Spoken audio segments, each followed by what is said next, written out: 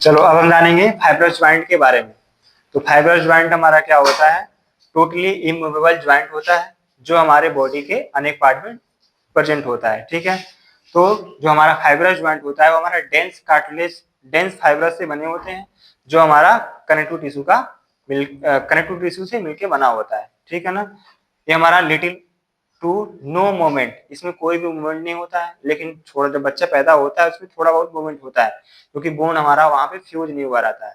ठीक है, नेक्स्ट हमारा it also known as immovable joint, इसको एक नाम और है, इसका नाम है इमूवेबल ज्वाइंट, यानी कि ऐसा ज्वाइंट है जो एक भी मूव नहीं करता है। कहाँ का प्रेजेंट होता है ये जान लेते हैं। तो इसके हमारा 3 टाइप है।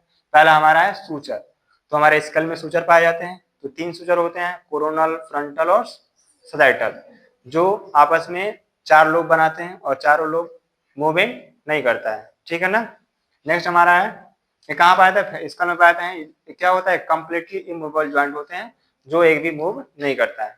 जो यहाँ पे आप देख लो, ये हमारा स्कल है, ये हमारा सूचर है, ये हमारा पोस्टीरियर पार्ट है ना, ऑक्सीपिटल लोब है। तो ऑक्सीपिटल लोब किस सूचर से मिलकर बना है? तो लंबोडाइड सूचर से मिलकर बना है। और ये हमारा सजाइटल है, और आगे इसके जस्ट रहेगा तो क्या होगा? कोरोनल आएगा। नेक्स्ट हमारा है सेंडमोसिस ज्वाइंट। सेंडमोसिस ज्वाइंट हमारा कहाँ होता है? डिस्टल टिबिया और फिबुलर ज्वाइंट में प्रेजेंट होता है, जो यहाँ आपको दिखाया जा रहा है। ये टिबिया है और ये फिबुला है। ठीक है ना, तो डिस्टल टिबिया है, प्रॉक्सिमल नहीं है, डिस्टल है। तो इस ज्वाइंट को बोलते हैं सेंडमोसिस ज्वाइंट। नेक्स्ट हमारा है गम्पोसिस ज्वाइंट, तो हमारा टीथ में प्रेजेंट होता है, जहाँ जबड़ा और यानी कि मैंडिबल और दांत आपस में मिलते हैं ना, उस ज्वाइंट को बोलते हैं गम्पोसिस ज्वाइंट। ठीक है, नेक्स्ट हमारा है कार्टिलेजिनस ज्वाइंट। तो यहाँ पे साफ साफ लिखा है कार्टिलेजिनस, यानी कि ऐसा ज्वाइंट रहेगा जो कार्टिलेज से मिलकर बना रहेगा। और कार्टिलेज हमारे बॉडी में कैसा होता है? सॉफ्ट होता है, मुलायम होता है और लचीला होता है, और उसके साथ क्या होता है? वीक होता है ना।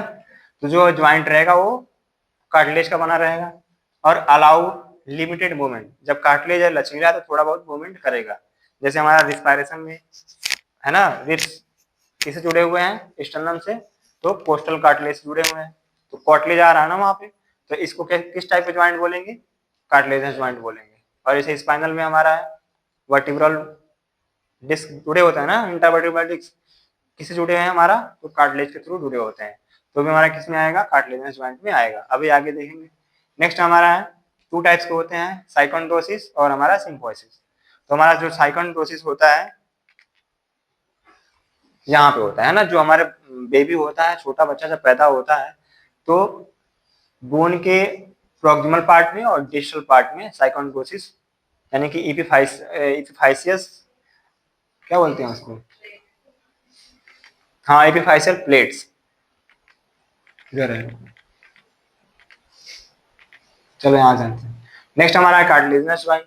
तो जो हमारा कार्टिलेजिनस ज्वाइंट होता है वो मोस्टली कार्टिलेज से मिलकर बना होता है, जो हमारे बॉडी के कई जगह प्रेजेंट होता है, जैसे हमारा रिप्स हो गया, स्पाइनल कॉर्ड हो गए, है ना।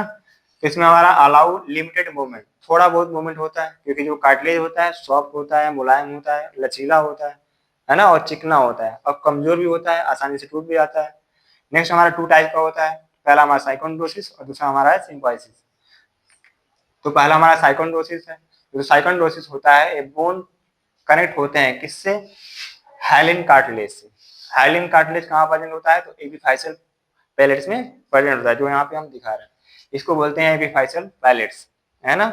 यहीं से हमारा क्या होता है? बोन का ग्रोथ और डेवलपमेंट होता है। जैसे छोटा बच्चा का बोन छोटा होता है, लेकिन जैसे वो बढ़ता है वैसे बोन भी बढ़ता आता है। तो कहाँ से बढ़ता है? तो एपिफाइसियल प्लेट से ही बढ़ते हैं, है ना।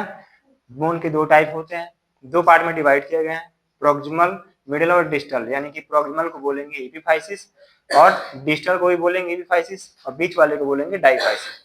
तो इस वाले पोर्शन को ही बोलते हैं एपिफाइसियल प्लेट्स। यहीं से हमारा क्या होता है? ग्रोथ और डेवलपमेंट होता रहता है। नेक्स्ट हमारा है सिम्फाइसिस।